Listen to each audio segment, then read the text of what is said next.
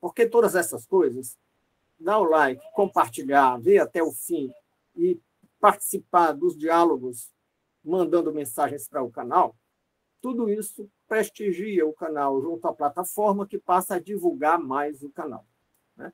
E às vezes eu recebo algumas mensagens como correspondência particular, mas as pessoas não postam no canal. E eu apelo para que o façam, deixando claro que não tem nenhum interesse argentário nisso, porque o canal não é monetizado e nem tem essa expectativa. Bom, então vamos ao nosso estudo de hoje. Nós escolhemos fazer um estudo de um livro bíblico. Às vezes nós estudamos temas. Dias atrás nós estudávamos um tema, o alívio do fardo. Mas, a outras vezes, nós estudamos um livro inteiro. E por que estudar um livro inteiro? Porque assim a gente evita a fragmentação dos textos com interpretações descontextualizadas. E para estudar um livro inteiro, em um só estudo, melhor que seja um livro pequeno. Então, nós já estudamos alguns livros pequenos, lá entre os pequenos profetas, e agora estamos estudando um livro pequeno de uma parcela dos livros bíblicos que são classificados como livros poéticos. É um gênero que nós não tínhamos estudado ainda. Tínhamos estudado livros históricos, tínhamos estudado livros proféticos, tínhamos estudado livros dos evangelhos sinóticos e até das cartas de Paulo, mas não tínhamos estudado ainda um livro poético.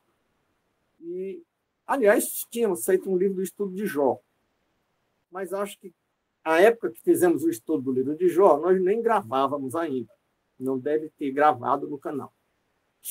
Talvez eu faça qualquer dia aproveitando o texto escrito que está guardado. Então, escolhemos, dentre os livros poéticos, o menor deles, porque sendo pequeno facilita a análise integral sem fragmentar a interpretação. Além disso, o Cântico dos Cânticos atende a um objetivo nosso, que é procurar tratar dos temas menos explorados. E o Cântico dos Cânticos é um livro único, sob certo aspecto.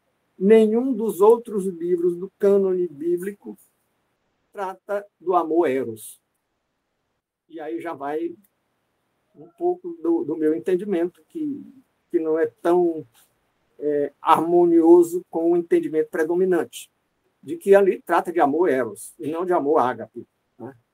Chamando aqui, vamos ver no texto o que a gente chama de amor eros e amor ágape, porque eu gosto de definir o sentido em que eu estou usando as palavras, né?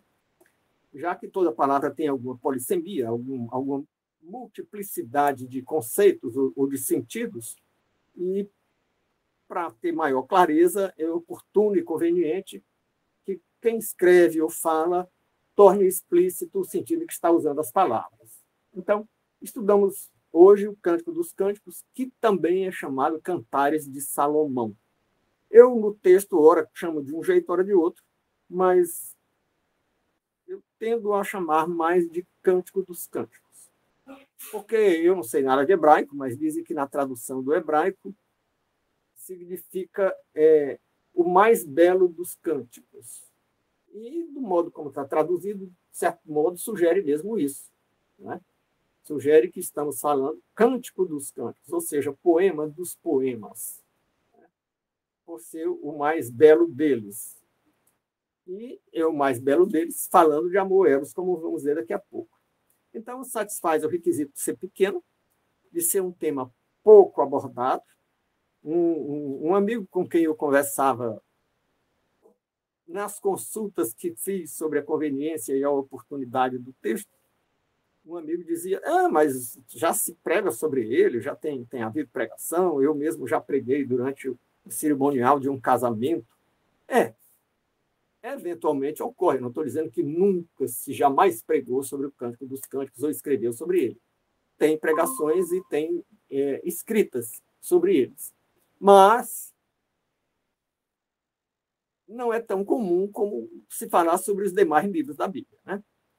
Então, também porque é um tema que eu acho muito... O poema contém um tema muito oportuno, porque a cultura ocidental e, de certo modo, a cultura do nosso tempo na aldeia global, porque o mundo realmente foi globalizado, adquiriu a forma de aldeia global, porque a cultura ocidental se espalhou pelo mundo todo.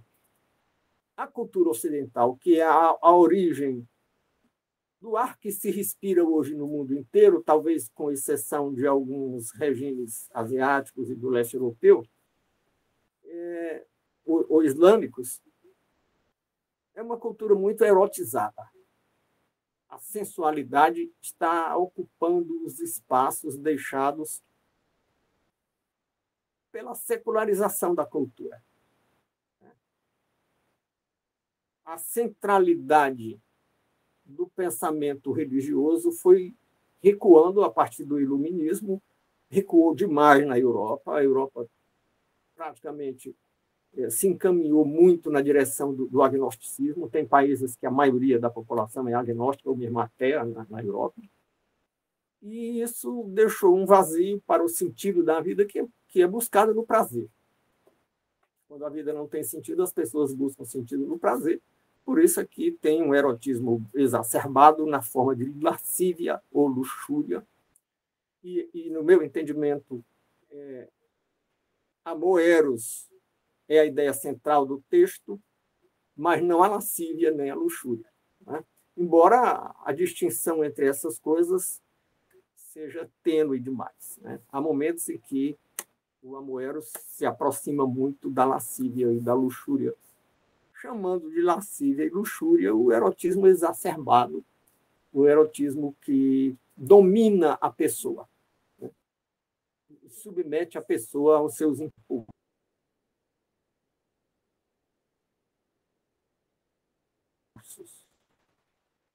Apelando lá para aquela descrição de id, ego e superego, é quando os impulsos do id não são controlados pelo superego, né? E o ego se deixa levar pelo id. Então, temos essa tendência, o que torna oportuno uma reflexão sobre o amor eros, desmistificando. Então, vimos ainda que, seguindo aqui a metodologia que nós temos adotado nos estudos anteriores, nós gostamos de deixar claro qual é o nosso objetivo geral e quais são os nossos objetivos específicos, né? E o nosso objetivo geral é compreender e interpretar o poema Cântico dos Cânticos. E os objetivos específicos? Bem, para o objetivo específico do estudo de qualquer livro, é conveniente que se observe quem é o autor, qual foi o lugar e a época em que a obra foi escrita, e qual é o seu gênero literário, qual é o alcance e o significado do seu conteúdo.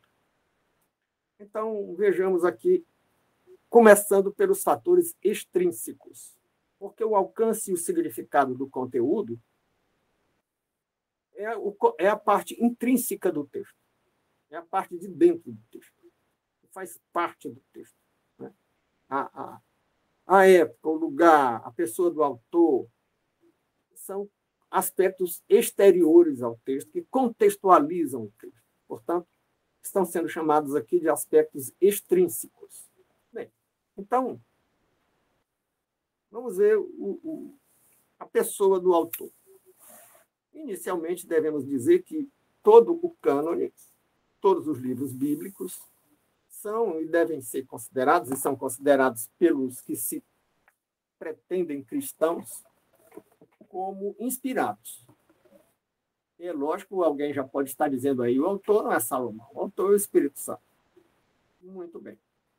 Mas o que nós examinamos aqui não é apenas o conteúdo, não é apenas a mensagem que é inspirada. Nós examinamos aqui a forma como ela é apresentada. E a forma como os textos bíblicos são apresentados é definida pelo autor. que foi instrumento do Espírito Santo para escrever o texto. Por quê? Porque os autores bíblicos, os profetas, não são dominados. O Espírito Santo não faz ninguém de cavalo. Cavalo é na magia, que é possuída por uma entidade que usa a pessoa, que domina a pessoa. O Espírito Santo dá liberdade à pessoa. Ele revela um conteúdo, mas o profeta define a forma como vai apresentar. Por isso, nós estamos aqui tecendo algumas considerações sobre a pessoa do autor. E a pessoa do autor, para os que seguem o cristianismo não secularizado, porque tem também quem se apresente como cristão, se considere cristão, mas que tem interpretações bíblicas como sendo uma produção cultural como qualquer outra, que não é a linha que seguimos aqui que a Bíblia toda é inspirada. Então, o autor dá apenas a forma. E essa forma é importante conhecermos, o estilo. E para conhecer isso, é oportuno tecer algumas considerações sobre a pessoa do autor. Primeiro, vamos lembrar que Salomão foi um rei, mas também foi um poeta. Ele escreveu os livros poéticos, quase todos. Ele escreveu o que estamos estudando hoje, o Cântico dos Cânticos, escreveu Eclesiastes, escreveu Provérbios e escreveu alguns salmos. E os salmos eram claramente poéticos, né? Eram hinos que eram cantados no templo. E, além de poeta, ele era considerado mesmo pelos povos, pelos gentios, pelos povos que não se situavam dentro da primeira aliança, onde estava Salomão, ele era respeitado como o mais sábio dos homens, né? Tanto que veio uma rainha de longe só para conhecer a sabedoria dele, né? A rainha que veio do reino de Sabá, né? E isso tudo mexe com o modo de se expressar. E Salomão era tido como sábio porque era um pensador. Então, nós estamos tratando aqui de um profeta. Ele também era profeta, já que escreveu obras inspiradas. Mas um profeta que também era pensador e dava forma à revelação que recebia com um trato típico de pensador, como a gente pode ver no livro de Eclesiastes, mesmo no livro de Provérbios. Era um pensador e era um observador dos costumes. Então, ele pode ter antecipado, ele pode ter sido o germe do que futuramente viria a ser a antropologia cultural, ou mesmo a sociologia, ou a história social.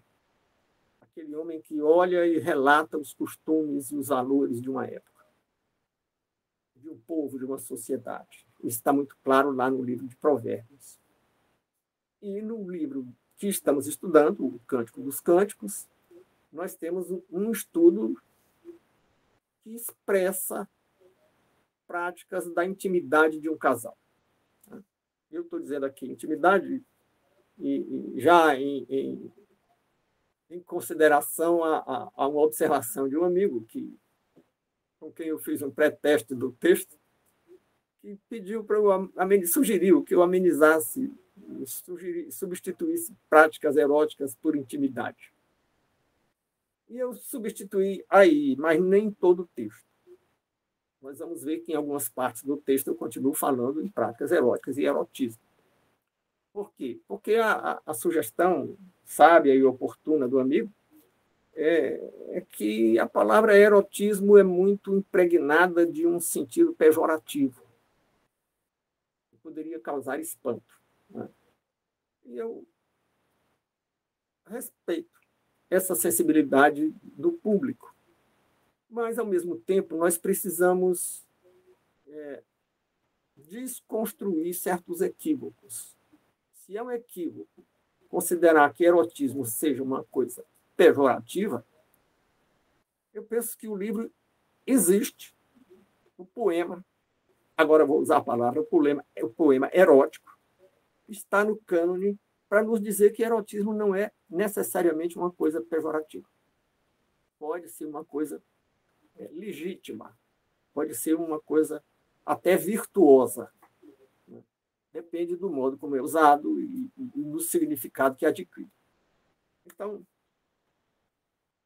Salomão fala de uma prática, de um costume que ninguém mais fala na Bíblia. Ah, mas Davi deitou com Betseba, que veio a ser mãe dele, de Salomão, e Sansão teve uma fé amorosa com Dalila, e antes de Dalila, com uma outra mulher também de um povo ímpio. E tem outros episódios bíblicos, né? Mas essas outras situações que a Bíblia descreve das relações entre homem e mulher são apenas relatadas como tendo havido uma fé, tendo havido, vamos dizer assim, tendo havido um caso. Ah, Sansão teve um caso com Dalila, mas não entra em detalhe. Não fala da anatomia da Dalila, dos seios da Dalila, do modo como Sansão envolvia a Dalila nos braços, ou dos odores, do cheiro, do perfume de um e de outro, de Sansão e de Dalila, ou de Davi e Betseba. Davi e Betseba, a Bíblia diz apenas que ele deitou com ela. Né? Então, essa descrição, e descrição contida, limitada, está em todos os outros livros. O único que vai a detalhes da intimidade, que são detalhes, agora eu vou usar a palavra de novo, que são detalhes da sensualidade do casal, e se é sensualidade é amor eros, e se é amor eros é erotismo. Então, aí é caso único. E é uma das razões pelas quais nós nos interessamos em trazer a estudo esse texto. Então, bem, foi um autor que observava os costumes e que tinha sabedoria para comentá-los e para tirar deles orientações e sabedorias. E foi inspirado para isso e por isso. E por que a forma poética? Porque a poesia é o caminho pelo qual... Mas aí vamos deixar isso para quando estivermos examinando o gênero literário. Né? Então, continuando com a pessoa do autor. O autor escreveu isso em algum momento. É oportuno lembrar que ele foi coroado, aí alguns dizem aos 12 anos, outros dizem aos 15 anos, de modo que, ou 12 ou 15 anos, ele estava nessa faixa, do que hoje chamaríamos adolescente ou até pré-adolescente. Que não existia essa categoria de análise de adolescente, nem e menos ainda de pré-adolescente na antiguidade. Essa conversa de adolescente e pré-adolescente é coisa da modernidade. Então, mas ele era um homem que, na época, certamente, como não tinha a palavra adolescente, devia se dizer um homem jovem, um moço, ou um mancebo. Porque o rito de passagem de criança para a vida adulta era aos 12 anos.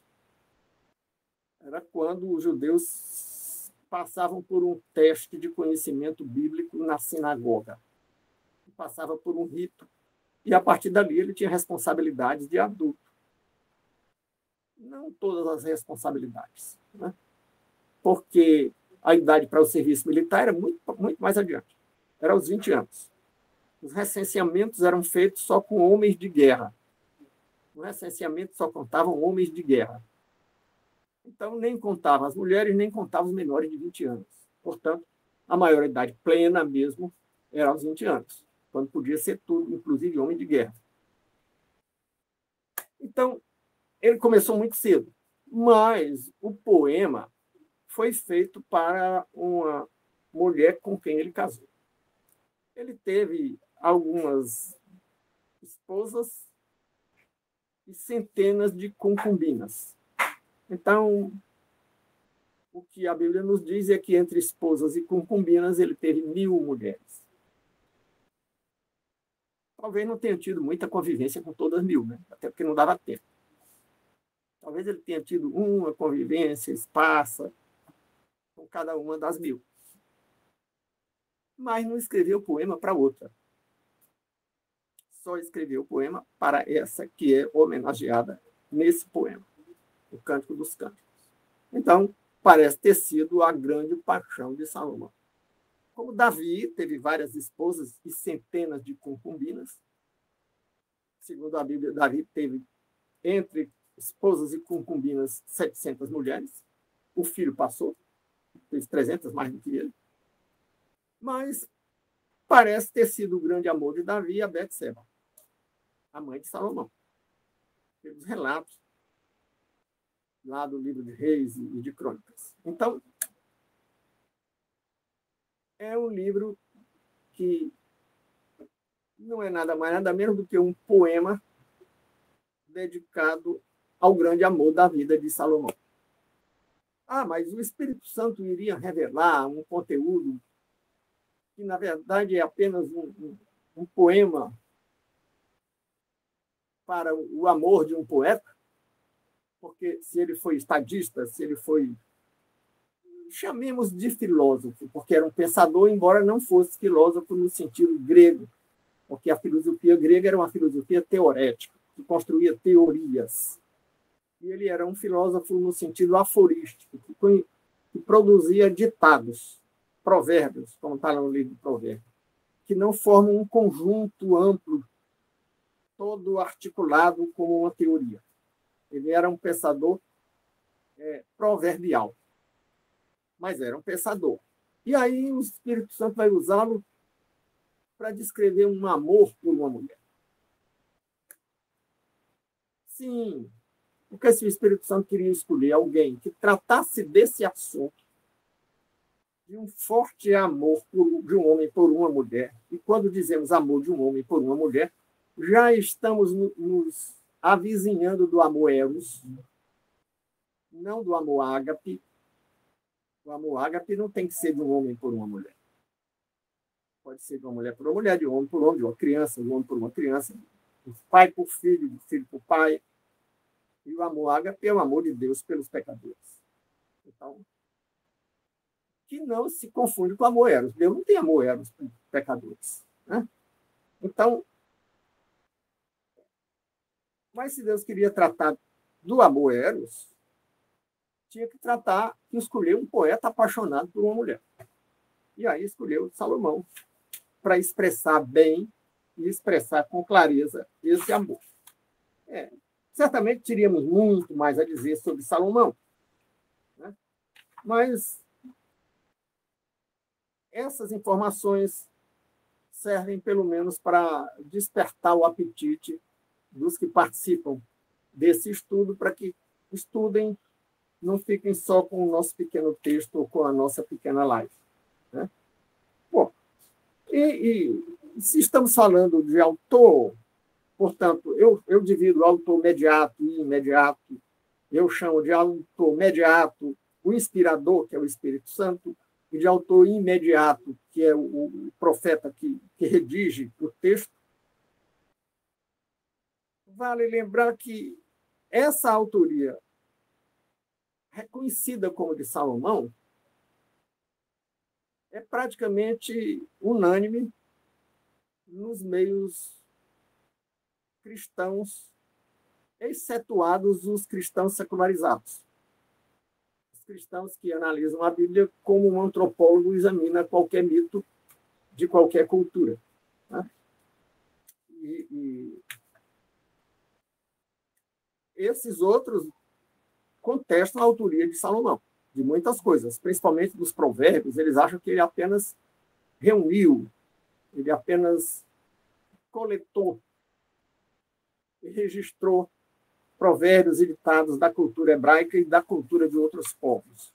Mas, na nossa visão, ele é autor mesmo, né? E se cabe para alguém alguma dúvida quanto à autoria integral dos provérbios, eu acho que quanto ao Cântico dos Cânticos, não há dúvida que tem um autor específico. Não é uma coisa coletada da cultura. Ah, mas tem outros poemas de outros povos, de outras culturas, em outras línguas, Tem outros poemas de um amor de um homem por uma mulher? Tem. Mas na cultura hebraica só tem esse. E no cânone só tem esse poema. Então, para nós, o autor é Salomão mesmo. Né? Agora, o lugar e a época. Bom, o lugar e a época é a época da vida de Salomão, porque não temos assim a data em que ele escreveu esse livro. Né? E ele geralmente é situado aí no século VIII a.C., né? Do ano 780 e pouco ao ano 720 e pouco, 730. Ele teria vivido 70 anos, tendo reinado 40 anos. Se ele reinou 40 anos, e se não vejamos aqui a idade de Salomão. Quando foi coroado, geralmente é aceito a data da coroação como tendo sido aos 12 ou 15 anos. Poema Cantares de Salomão, dedicado à princesa Sulamita, e eu vou aqui fazer um parênteses e novamente agregar uma contribuição de um amigo, que Sulamita, há uma divergência entre estudiosos se Sulamita é nome próprio da princesa ou se Sulamita é o gentílico, se Sulamita era a mulher que nasceu em tal lugar. Assim como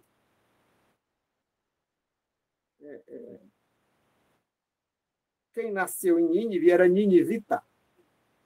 Então, quem nasceu em tal lugar tinha como a mulher que nasceu em tal lugar era Sulamita.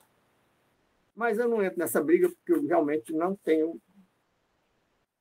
fontes históricas ou bíblicas ou teológicas para discorrer sobre isso. Eu apenas registro que há essa divergência entre os estudiosos. Né? Então, ele teria sido coroado rei aos 12 ou 15 anos. Mas certamente não casou nessa idade. Né? E, portanto, o mais provável é que tenha sido escrito na idade adulta. Agora, não temos dados, porque não temos a data desse casamento, se foi adulto jovem, ou se foi até mesmo o que hoje nós chamaríamos de adolescente, ou na maturidade. Apenas cabe uma reflexão. Né? Há quem faça a distinção entre o amor de juventude, o amor de maturidade, e até o amor da senectude, da velhice. Né?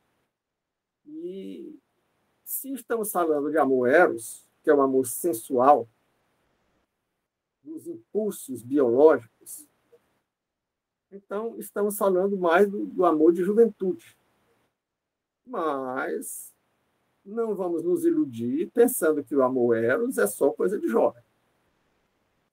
Na idade madura e até na senilidade, pode haver amor eros e amor eros forte.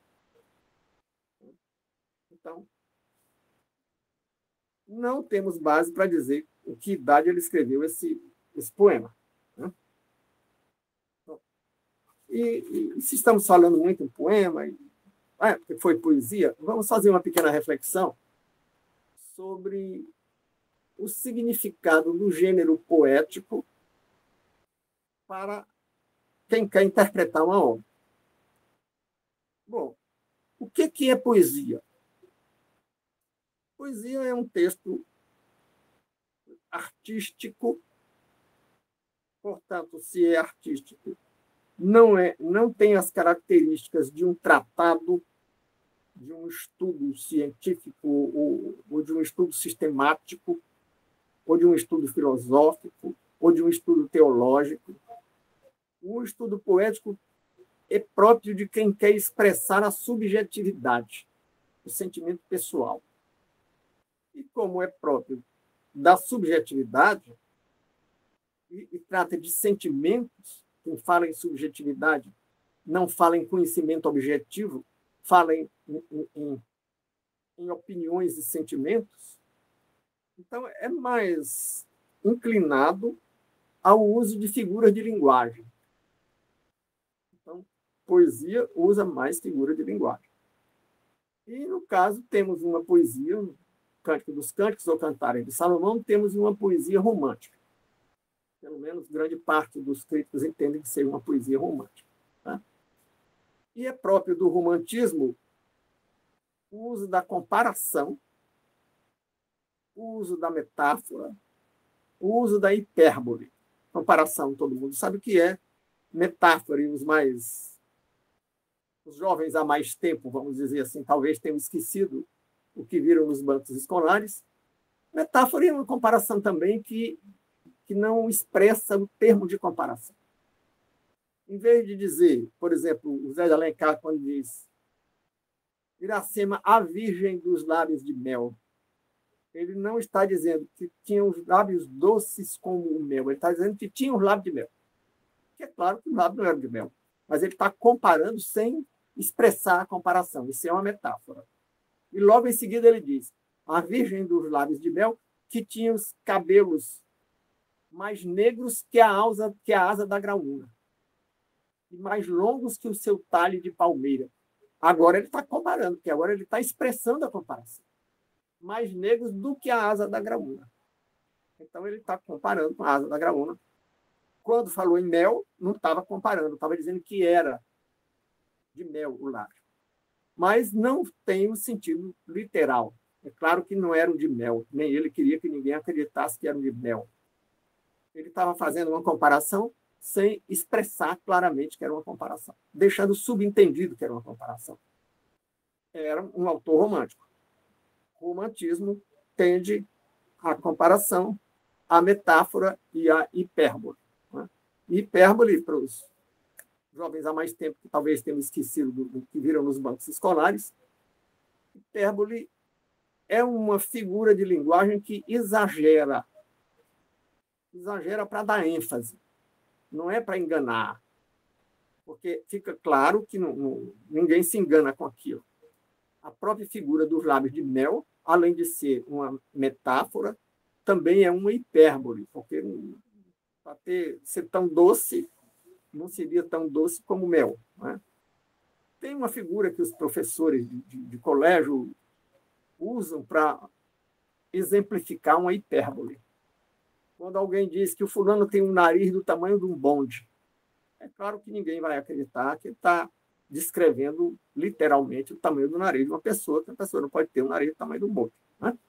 Mas está significando que ela está dando ênfase ao tamanho do nariz. Então, a hipérbole é uma figura de linguagem que dá ênfase ao aspecto que ela quer destacar. Né? E o poema que nós estamos estudando, Os Cantares de Salomão, ou o mais belo dos cânticos, ele usa muito de comparação e usa muito de metáfora e de hipérbole. Então, é um poema romântico. Né? Bem, e o sentido de termos uma poesia no cânone bíblico. O cânone bíblico também quer tratar dos sentimentos humanos, também quer tratar da subjetividade. E agora vale um registro. A Bíblia tem 3 coisas distintas. Quando a gente faz qualquer esquema, qualquer classificação, a gente faz para um determinado fim. Não quer dizer que tenha valor para outro fim. Quando eu digo 3 coisas, é para a finalidade que eu vou expor agora. Para distinguir certos conteúdos. É claro que tem muitas outras coisas, você pode fazer uma classificação infinitamente maior do que dividir em 3 partes. Mas podemos considerar que a Bíblia tem uma parte que trata das relações entre Deus e os homens na primeira aliança. Tem uma outra parte, lá no Novo Testamento, que trata das relações entre Deus e os homens na segunda aliança. Nessas 2 alianças, a relação entre Deus e os homens é posta de modo normativo e relacionado com o plano de salvação. Mas entre uma e outra, tem uma parte que trata das relações horizontais. Aquelas entre Deus e os homens são chamadas relações verticais. Quando se trata das relações entre os homens, homem aqui não é macho, homem aqui é gênero humano, é espécie humana. Então, quando trata das relações entre os homens, esse conteúdo é chamado, essas relações são chamadas de relações horizontais.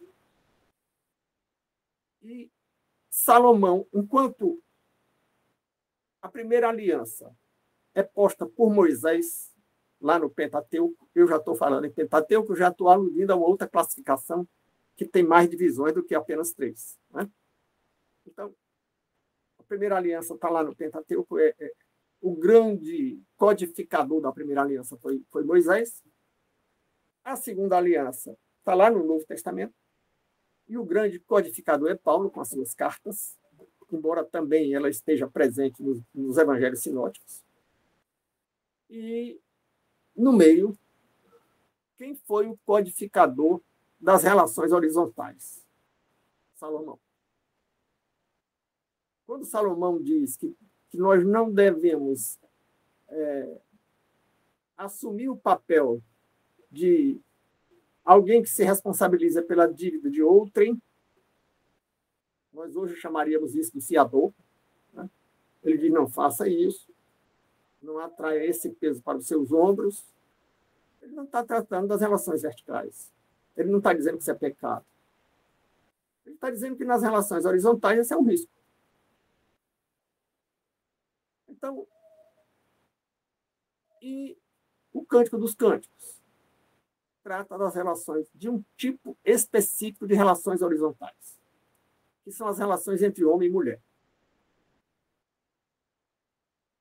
E não é entre homem e mulher abordando genericamente as relações entre os sexos. Eu digo os sexos e não digo o gênero, porque gênero é categoria gramatical.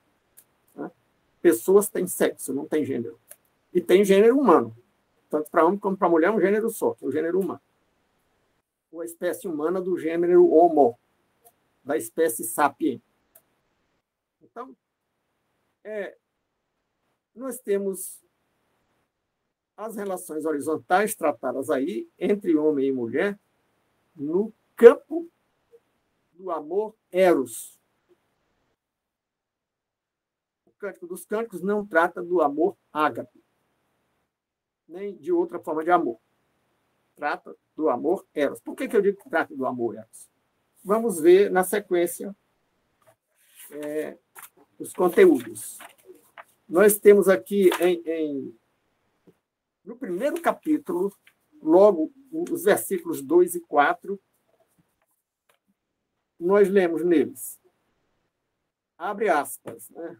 Beija-me ele com os beijos da sua boca. Isso é uma referência ao físico. Beija-me ele com os beijos da sua boca. Porque melhor é o seu amor do que o vinho. Aí temos a comparação própria do romantismo e temos a hipérbole. Porque o vinho devia ser uma bebida muito apreciada na época. Hoje ainda é, mas hoje é caro, né? Os bons vinhos, pelo menos, são caros.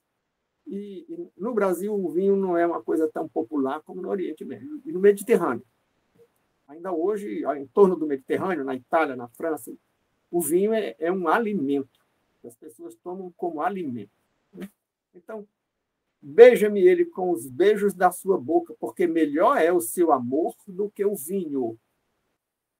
Então, é um amor saboroso. Sabor é prazer. Não é um amor, não tem aqui nenhuma alusão ao amor condescendente, o amor solidário, o amor que perdoa, o amor que não quer nenhuma compensação, nenhum retorno. É o amor que desperta prazer. E esse é amor eros. Aquele outro amor que daria solidariedade e que não quer nada em troca é o amor ágape. Então, continuando a leitura. Para cheirar são bons os teus ungüentos. Como unguento derramado é o teu nome. Por isso, as virgens te amam. Quem te ama são as virgens, não são os amigos, os parentes, os comunicantes. Ele era um rei, os servos, os súditos do rei, não, são as virgens. Isso também é sugestivo de amor eros. Lava-me tu, correremos após ti. O rei me introduziu nas suas câmaras. Em ti nos regozijaremos e nos alegraremos do teu amor, nos lembraremos mais do que do vinho. Os retos te amam. De novo veio a comparação com o vinho e tal. Então, os verbos cheirar e lavar, presente nos versículos citados, dentro dos limites semânticos da literalidade do texto, dentro do limite semântico, quer dizer, dentro do significado das palavras, conforme dizem os dicionários. Né? Então, denotam, quer dizer, expressam, respectivamente, sensação e ação físicas. Sensação e ação físicas está mais para amor eros do que para amor ágape. A alusão à boca é uma referência ao corpo. O vinho aparece como uma referência a uma sensação física, seja quanto ao sabor ou aos efeitos do álcool. E aí pode ser que a referência ao vinho seja uma alusão aos efeitos do álcool, não só ao sabor. É claro que o sabor foi posto, né? Porque melhor é o amor do que o vinho. Mais do que o vinho, sabor do vinho, que muita gente aprecia, eu não aprecio, a não ser raramente algum tipo de vinho, mas no modo geral eu não gosto de nada que tem álcool, mas muita gente aprecia. Mas também o efeito, porque toda bebida alcoólica tem efeito. No psiquismo, tem efeito no comportamento, nas sensações. E muita gente bebe até bebida que bebe faz careta quando bebe, porque não gosta do sabor, mas gosta do efeito. Né? Então, pode ser uma referência ao efeito etílico, né? Aos efeitos do álcool. Mais uma vez, uma comparação compatível com a Moedas. Em Cantares, ainda no capítulo 2, os versículos 5 e 6, lemos, abre aspas, sustentai-me com passas, confortai-me com maçãs, porque desfaleço de amor. A tua mão esquerda esteja debaixo da minha cabeça, e a tua mão direita me abrace. Ora, o amor que desfalece não é o amor ágape. O amor que desfalece é o amor eros. E a descrição da intimidade, dos gestos na intimidade, só tem nesse livro da Bíblia, só tem nesse poema. Ai, Davi deitou com Betseba, mas não diz como é que ele abraçou Betseba. Não diz que ela sentiu o cheiro dele, o gosto. Diz só que deitaram. Agora, aqui não. Aí segura a minha cabeça com a mão esquerda. Isso aí é uma descrição. Se fosse fazer um filme antigamente sobre isso, teria uma censura para a idade maior e tal idade, né? Porque é uma alusão clara ao amor eros, que é o amor, digamos, para usar uma expressão teológica, um amor carnal. Então, o gênero literário é poesia, uma forma de expressão artística, já comentamos o gênero, né? Agora, o significado e o alcance e a atualidade do texto.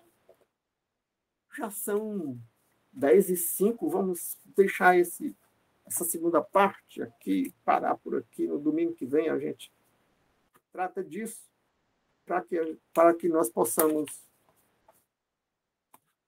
agora dialogar com os que estão participando e para que fiquem mais à vontade, se quiserem depois colocar os seus comentários no canal, eu agradeço. Mas se preferem uma conversa mais discreta, sem a gravação, vamos encerrar a gravação aqui e continuar com um diálogo não gravado. Obrigado aos que participaram e, mais uma vez, eu reitero o apelo para que sempre vejam até o fim, compartilhem, deem o like e dialoguem pelo canal. Muito obrigado e até próximo domingo, para os que não continuarão no diálogo sem gravação, porque estão agora, no momento da gravação, estão presentes. Até domingo.